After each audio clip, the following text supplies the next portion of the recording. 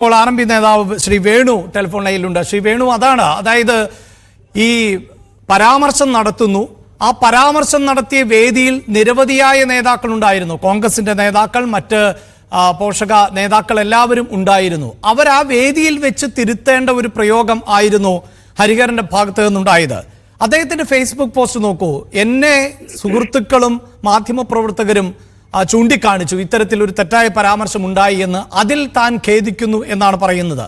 യഥാർത്ഥത്തിൽ ആ വേദിയിൽ വെച്ച് തിരുത്തുക, മറ്റാരെങ്കിലും തിരുത്തുക എന്നതുണ്ടായില്ല. അതും ഗുരുതരമായ തെറ്റല്ലേ? ഇതില് ഒരു കാര്യം ആദ്യമേ സൂചിപ്പിക്കുകയാണ്.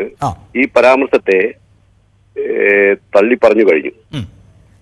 അതിലെ ഹരിഹരൻ തന്നെ ഈ മിനിറ്റുകൾക്കുള്ളിൽ, വേദി വിട്ട് മിനിറ്റുകൾക്കുള്ളിൽ അദ്ദേഹത്തിന്റെ ഫേസ്ബുക്ക് പോസ്റ്റിൽ വളരെ കൃത്യമായി വന്ന ഒരു പിഴവ്, ആ പിഴവ് തെറ്റാണെന്നും അത് ഖേദം പ്രകടിപ്പിക്കുമെന്നും പറഞ്ഞു കഴിഞ്ഞു.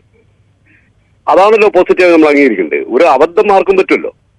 ഒരു അരമണിക്കൂർ നീണ്ട ദൈർഘ്യമേറിയ പ്രസംഗത്തിൽ പല രാഷ്ട്രീയ കാര്യങ്ങളും പറയുന്ന കൂട്ടത്തിൽ ഒരു പെശക് സംഭവിച്ചു. ആ സംഭവിച്ച പെശക് സംബന്ധിച്ച് സ്വയം ബോധ്യപ്പെടുത്തുകയും അത് സമൂഹത്തോട് ഏറ്റുപറയുകയും തയ്യാറായി എന്ന് പറയുന്നതാണല്ലോ ഒരു മനുഷ്യനെ സംബന്ധിച്ചിടത്തോളം ഏറ്റവും പ്രധാനം. പക്ഷേ അവിടെ ഞങ്ങൾ അംഗീകരിക്കുന്നത്. തീർച്ചയായും. പക്ഷേ ശ്രീ വേണു, ഇവിടെ ഉണ്ടാകുന്ന ഒരു പ്രശ്നം എന്താണ്? പൊതുവെ അതായത് കേരളത്തിന്റെ തെരഞ്ഞെടുപ്പിൽ, ഈ കഴിഞ്ഞ ലോക്സഭാ തെരഞ്ഞെടുപ്പിൽ പതിവിൽ നിന്ന് വ്യത്യസ്തമായി വടകര എന്ന മണ്ഡലം ഹൈലി ഫോക്കസ് ചെയ്യപ്പെട്ട ഒരു പശ്ചാത്തലം ഉണ്ടാകുന്നു. വടകരയിലെ സംഭവവികാസങ്ങൾ കേരളത്തിലുടനീളം തെരഞ്ഞെടുപ്പ് പ്രചാരണ വിഷയമായി മാറി. അത് അവിടെ നടന്നിട്ടുള്ള വ്യാജ പ്രചരണവുമായി ബന്ധപ്പെട്ടും അശ്ലീല വീഡിയോകൾ സംബന്ധിച്ചുമുള്ള വിഷയങ്ങളാണ്. ആ വിഷയത്തിന്മേലാണ് ഇങ്ങനെ ഒരു പരാമർശം നടത്തുന്നത്. ആ പരാമർശമാണ് വീണ്ടും സ്ത്രീവിരുദ്ധമായി തന്നെ മാറുന്നത്. അതൊരു തരം മനോനിലയുടെ, നേരത്തെ കെ രമ പറഞ്ഞ പോലെ അതൊരു മനോനിലയുടെ പ്രശ്നമാണ് എങ്കിൽ അത്തരം മനോനിലയുള്ളവരാണ് ആ പാർട്ടിയിൽ പ്രവർത്തിക്കുന്നത് എന്നുള്ളതും പ്രശ്നമല്ലേ ശ്രീ വേണു? ഞാനിതില് ഒരു കാര്യം വ്യക്തമാക്കി കഴിഞ്ഞു. ഞങ്ങളുടെ പാർട്ടിയോ ഇത് ഈ പരാമർശത്തെ ഹരിഹരൻ ഉൾപ്പെടെയുള്ള ആരും തന്നെ ഇത് അംഗീകരിക്കുന്നില്ല. അതുകൊണ്ട് തന്നെ തിരുത്താൻ വേണ്ടി പ്രത്യേക പാർട്ടി കമ്മിറ്റി ചേരേണ്ട ആവശ്യമൊന്നും ഞങ്ങൾക്ക് വന്നിട്ടില്ല. ഇതൊരു മാതൃക. ഈ മാതൃക കേരളത്തിൽ CPM ഉൾപ്പെടെയുള്ള പാർട്ടികൾ സ്വീകരിച്ചിട്ടുണ്ടോ?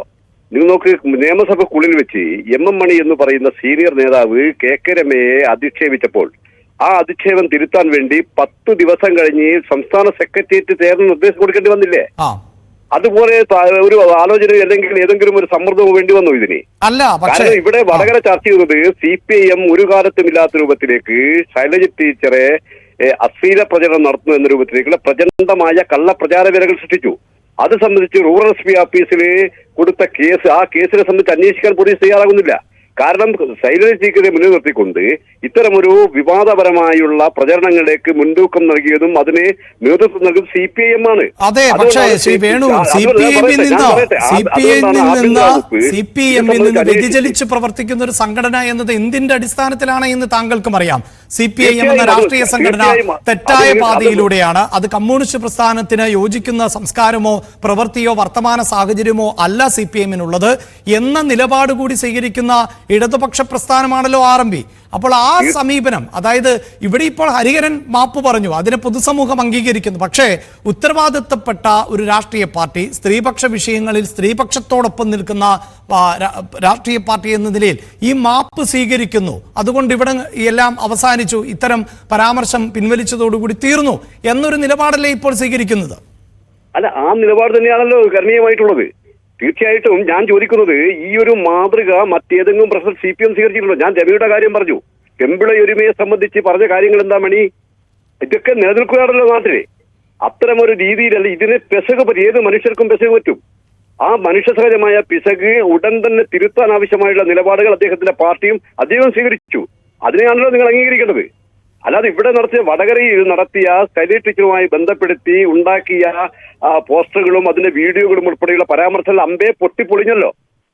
അതിനുശേഷം ഉണ്ടാക്കിയ വർഗീയ പ്രചരണങ്ങൾ, ആ പ്രചരണങ്ങളെ സംബന്ധിച്ചും വളരെ ശക്തമായ രൂപത്തിലേക്ക് പൊതുസമൂഹം ഈ CPM-ന്റെ ഭാഗത്തു നിന്ന് ഈ പ്രചരണങ്ങൾക്ക് എതിരായിട്ടും അതിനെതിരെയുള്ള നിലപാട് സ്വീകരിച്ചു തുടങ്ങിയല്ലോ.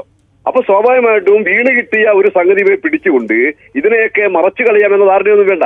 ഞങ്ങൾ പൊതുസമൂഹത്തിൽ ചർച്ചയ്ക്ക് തയ്യാറാണ്. ഞങ്ങൾ ഇതിന് അംഗീകരിക്കാൻ പോകുന്നില്ല. അതുകൊണ്ടാണ് നിമിഷങ്ങൾക്കുള്ളിൽ ഹരിഹരൻ തിരുത്താനും ഹരിഹരന്റെ പാർട്ടിയും ആ തിരുത്ത് ഏറ്റെടുക്കാൻ തയ്യാറായിട്ടുള്ളത്. അതേ ഒരു മാതൃക CPM സ്വീകരിക്കുന്നത് നിങ്ങൾ അവരോട് ചോദിക്കൂ.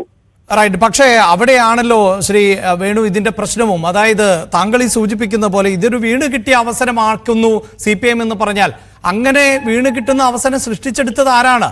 അങ്ങനെ ഒരു അവസരം സൃഷ്ടിക്കപ്പെടാത്ത തരത്തിൽ തന്നെയല്ലേ ഇത്രമേൽ ഗൗരവമായ ഒരു വിഷയം, പ്രത്യേകിച്ച് കേരളത്തിന്റെ പൊതുസമൂഹം ഒന്നാകെ ചർച്ച ചെയ്യുന്ന വിഷയം, രാഷ്ട്രീയമായി വലിയ വിവാദങ്ങൾ സൃഷ്ടിക്കപ്പെട്ട വിഷയം, ആ വിഷയത്തിന്മേലാണ് ഒരു പരാമർശം നടത്തുന്നതും അതും ഇത്തരത്തിലൊരു യോഗത്തിലാണ്. ഇതിപ്പോൾ മറ്റേതെങ്കിലും ഒരു വേദിയിൽ വെച്ചുകൊണ്ട് പറഞ്ഞതാണെങ്കിൽ, ഒരു സൗഹൃദ സദസ്സിൽ പറഞ്ഞതാണെങ്കിൽ ഒക്കെ ആ നിലയിൽ തള്ളിക്കളയാം. ഇതിപ്പോൾ വളരെ പ്രധാനപ്പെട്ട ഒരു വേദിയിൽ, ഒരു ചടങ്ങിൽ, ഒരു സംഘടിപ്പിക്കപ്പെട്ട ഒരു ചടങ്ങിൽ വെച്ചുകൊണ്ടാണ് ഇത്തരം പരാമർശം നടത്തുന്നത്. തീർച്ചയായും ഇതിനെ ഞാൻ ആദ്യം തന്നെ പറഞ്ഞല്ലോ, ഒരു വിധത്തിലും ഇതിനെ അംഗീകരിക്കുന്നില്ല. ആ പരാമർശത്തിന്റെ കാര്യത്തിൽ ജാഗ്രത കുറവുണ്ടായിട്ടുണ്ട്. തീർച്ചയായും അത് തിരുത്തേണ്ടതാണ്. അതിന് വളരെ സമയം നൽകാതെ തന്നെ വളരെ പെട്ടെന്ന് തന്നെ തിരുത്തൽ പ്രക്രിയക്ക് വിധേയമായി.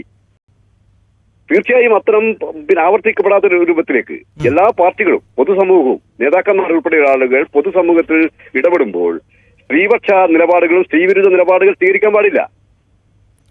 അത് പൊതുസമൂഹത്തിൽ നൽകുന്ന ഒരു ശരിയായ മെസ്സേജാണത്. ആ മെസ്സേജ് ഉൾക്കൊണ്ടുകൊണ്ടാണ് ഹരിഹരൻ വളരെ പെട്ടെന്ന് തിരുത്താനും അദ്ദേഹത്തിന്റെ പാർട്ടിയും അത് തിരുത്തി പറയാൻ തയ്യാറായിട്ടുള്ളത്. അതാണല്ലോ നമ്മൾ പോസിറ്റീവായി എടുക്കേണ്ടത്. അല്ലാതെ അത് പറഞ്ഞതുകൊണ്ട് ഞങ്ങളെ നേതാവാണ്, അതുകൊണ്ട് അതിന് മുമ്പ് പല നേതാക്കന്മാർ ഇത്തരം ചെയ്തിട്ടുണ്ട്, തിരുത്തിയിട്ടില്ല എന്ന് പറഞ്ഞുകൊണ്ട് അതിന് ന്യായം കണ്ടെത്താൻ ഞങ്ങൾ ശ്രമിച്ചിട്ടില്ല.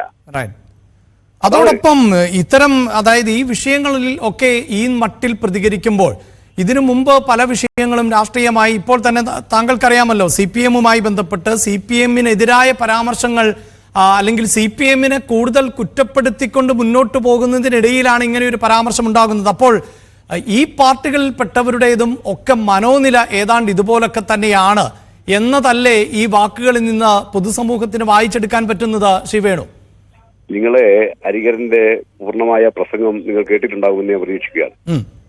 അതിൽ ഉടനീളം കേരളത്തെയും ഇന്ത്യയുടെയും രാഷ്ട്രീയ നിലപാടുകൾ സംബന്ധിച്ചാണ് അദ്ദേഹം വളരെ വിസ്തരിച്ചിട്ടുള്ളത്. ആ വിസ്താരത്തിനിടയിൽ വടകരയിൽ വന്ന തെരഞ്ഞെടുപ്പുമായി ബന്ധപ്പെട്ടുകൊണ്ട് ഉണ്ടാക്കി തീർത്ത വ്യാജമായ പ്രചരണങ്ങളെ സംബന്ധിച്ച് പറയുമ്പോൾ അദ്ദേഹത്തിന് ഒരു പിഴവ് പറ്റി. അതിൽ പറ്റിയ ഒരു പിശക് തിരുത്തുകയില്ലാതെ മറ്റെന്താണ് മാർഗം? അതിനെ ന്യായീകരിക്കാനോ മറ്റു നടപടികളിലേക്കൊന്നും പോകാൻ സാധിക്കില്ല. അല്ല, അതൊക്കെ പിന്നീട് ആലോചിക്കേണ്ട കാര്യങ്ങളാണ്. ഒരാൾ തിരുത്താൻ തയ്യാറാകുമ്പോൾ അതാണ് ഏറ്റവും ആദ്യഘട്ടം. പ്രാഥമികമായി ചെയ്യേണ്ട കാര്യങ്ങൾ ചെയ്തു കഴിഞ്ഞു. ബാക്കി ഈ കാര്യങ്ങളെ ഗൗരവതരമായ എന്തെങ്കിലും പ്രശ്നങ്ങൾ പരിശോധിക്കുകയല്ലാതെ ഈ കാര്യത്തിൽ പ്രാഥമികമായി ചെയ്യേണ്ട കാര്യങ്ങൾ ഹരിഹരനും പാർട്ടിയും ചെയ്തു കഴിഞ്ഞു. അത് പൊതുസമൂഹം അംഗീകരിക്കും എന്ന് തന്നെയാണ് ഞങ്ങളുടെ വിശ്വാസം. ശരി, ഇതിലിപ്പോൾ DYFI അടക്കം നിയമ നടപടികളുമായി മുന്നോട്ട് പോകും എന്നുള്ളതാണ്. അങ്ങനെയെങ്കിൽ ആ നിയമ നടപടി ഹരിഹരൻ ഒറ്റയ്ക്ക് നേരിടേണ്ടി വരും, അങ്ങനെയാണോ?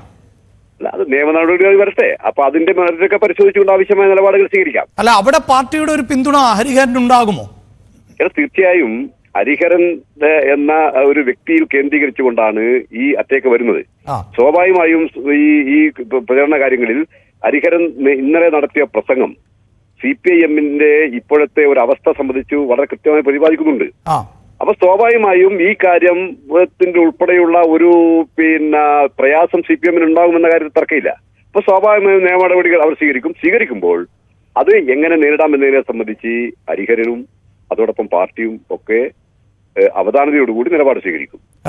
അതോടൊപ്പം എന്തിന്റെ അടിസ്ഥാനത്തിലാണ് ഇത്തരത്തിൽ ഇപ്പോൾ ഈ പറയുന്ന വീഡിയോ ആരുണ്ടാക്കി? ഇതുണ്ടാക്കിയതിൽ P. മോഹനന്റെ മകൻ നികിദാസ് ജൂലിയസിന് വല്ല പങ്കുമുണ്ടോ? P. മോഹനന്റെയും ലതികയുടെയും മകൻ നികിദാസ് കോഴിക്കോട് ജില്ലയിൽ CPM-ന്റെ സൈബർ ലോകത്തെ നിയന്ത്രിക്കുകയാണല്ലോ. ഇത്തരം ചോദ്യങ്ങൾ കൂടി ചോദിക്കുന്നുണ്ട്. അല്ല, അതിനൊക്കെ ഒരുപാട് കാരണങ്ങളുണ്ട്. കാരണം ഈ കാഫർ പ്രയോഗവുമായി ബന്ധപ്പെട്ടുകൊണ്ട് DYFI-യുടെയും സോഷ്യൽ മീഡിയ ഇറക്കിയ ഒരു തെറ്റായ പ്രചരണം, ആ പ്രചരണത്തിനെതിരെ കോഴിക്കോട് റൂറൽ SP ആഫീസിലേക്ക് മാർച്ച് നടത്തി അതിനൊരു കേസ് നിലനിൽക്കുന്നുണ്ട്. ഇതുമായി ബന്ധപ്പെട്ടുകൊണ്ട് ഇത്രയും നാളായിട്ടും കേരളത്തിലെ ആഭ്യന്തര വകുപ്പ് ഒരു നിലപാട് സ്വീകരിച്ചില്ല. അത് കണ്ടെത്തണ്ടേ ആഭ്യന്തര വകുപ്പ്? ആ പരാമർശം ഉൾപ്പെടെയുള്ള കാര്യങ്ങൾ ലതിക ഉൾപ്പെടെയുള്ള CPM നേതാക്കന്മാരുടെ ഫേസ്ബുക്ക് പോസ്റ്റ് നിലനിൽക്കുകയാണ് ഇപ്പോഴും.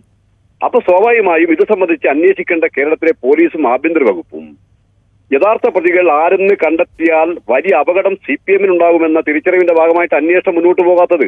സത്യത്തിൽ ആ അന്വേഷണം കൃത്യമായി മുന്നോട്ട് കൊണ്ടുപോകാൻ ആവശ്യമായി പോലീസ് നടപടി സ്വീകരിച്ചിട്ടില്ലെങ്കിൽ ശരി. അത് നിയമപരമായ നടപടിയിലേക്ക് പോകണമെന്നാണ് ഞങ്ങൾ ആവശ്യപ്പെടുന്നത്. നിയമപരമായിട്ട് കോടതിയിൽ പോകും ഈ പ്രശ്നവുമായി ബന്ധപ്പെട്ടുകൊണ്ട്. വളരെയധികം നന്ദി ശ്രീ വേണു. നടക്കുന്നുണ്ട്. ശരി, വളരെയധികം നന്ദി ഞങ്ങളോട് പ്രതികരിച്ചതിന്.